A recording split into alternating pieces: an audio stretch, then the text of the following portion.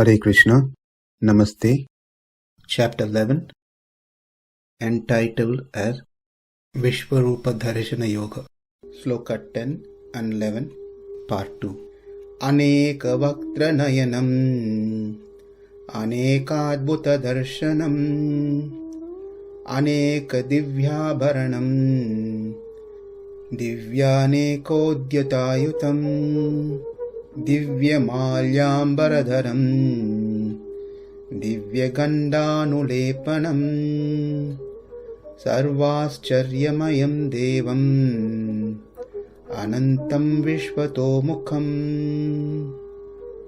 Arjuna saw in that universal form unlimited mouths, unlimited eyes, unlimited wonderful visions.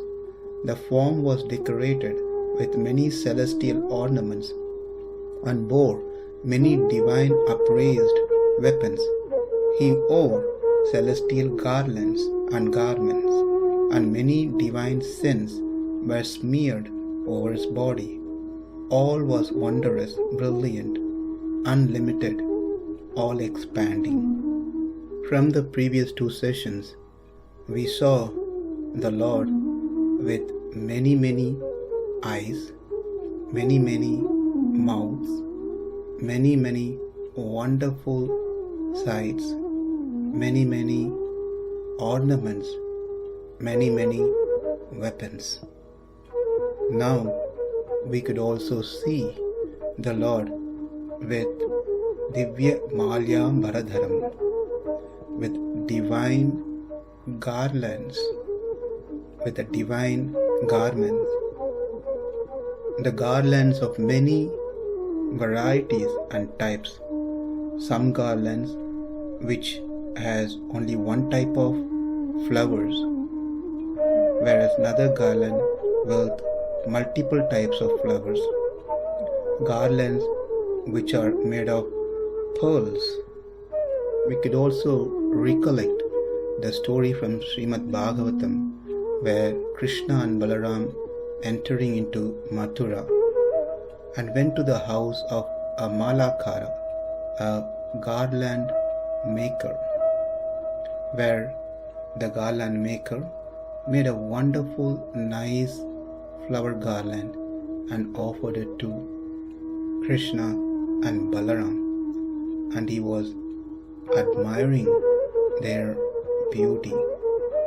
It is not that these garlands, these bhushanams makes the Lord look adorable.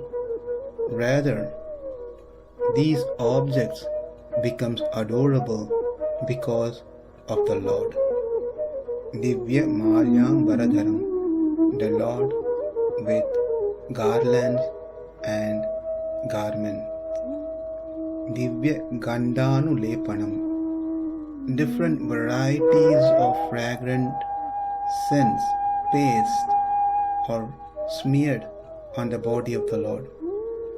The scents are applied on the body, unlike nowadays people apply the scent on the cloth, which are usually unwashed and used several times.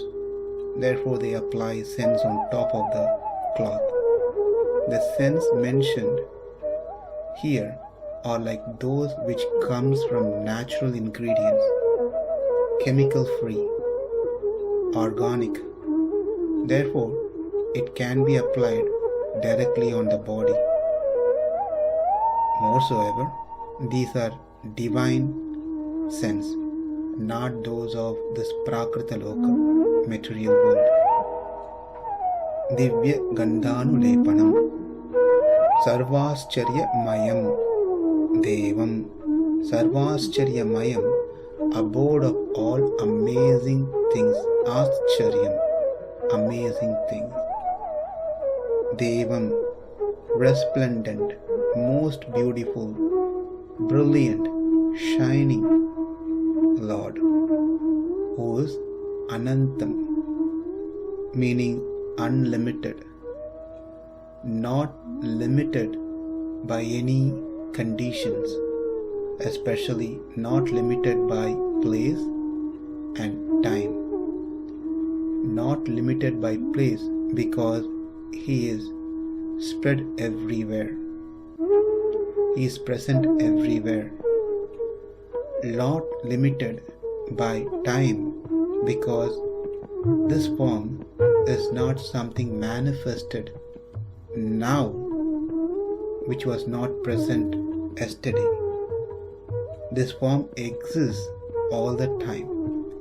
It was Arjuna who saw this form at this time because being blessed with a divine vision, because the Lord revealed Himself to the divine vision.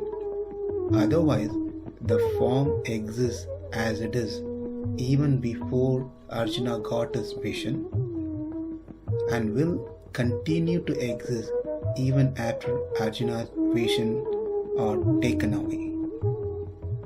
Therefore, anantaṁ, it is not limited by time and not limited by place. If I am seated in a chair and wanted to move to the chair next to me, the first thing I need to make sure is the chair that is next to me is empty. If someone has already occupied that chair, I cannot move into that chair. If it is empty, I move into the empty chair. Then I occupy that chair. Then what happens to the chair that I sat before becomes empty. But where can the Lord move? Because He is present everywhere. It's all His energy which is spread everywhere. There's no space or place where He is not present. He is present everywhere all the time. The atom within the flower can't be present outside of the flower, and the atoms which are present outside the flowers can't be present inside the flower. I am present within this body. At the same time, I can't be present outside this body. But when it comes to the Supreme Lord, He is within each and every element. And He is also present outside of each and every element. That is how He is pervaded everywhere. Antarbahishcha tat sarvam vyapya narayana stitaha.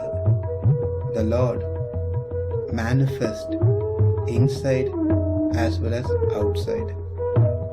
And this is what we also sing every day in our Narsimha prayer. Bahir Narsimho, Hridaye Narsimho. That is the Lord who is present in the heart and also outside as well.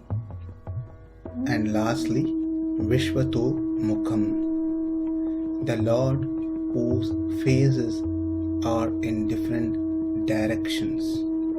When the devotees of the Lord marks their body with the urdhva pundram, with a tilak, a vertical line on different part of the body using a paste, gopi chandan or Sri Churnam, along with white color holy paste, they chant 12 names of the Lord by marking the forehead, which is the place for Keshava, who is in golden color, who carries chakra in all his 4 hands with his consort Sri. And on the lower abdomen middle, Narayana, who is blue cloud in color, carrying Shankha in all his 4 hands with his concept Amrtodbhava. And on the chest, the Lord Madhava with the complexion of gem.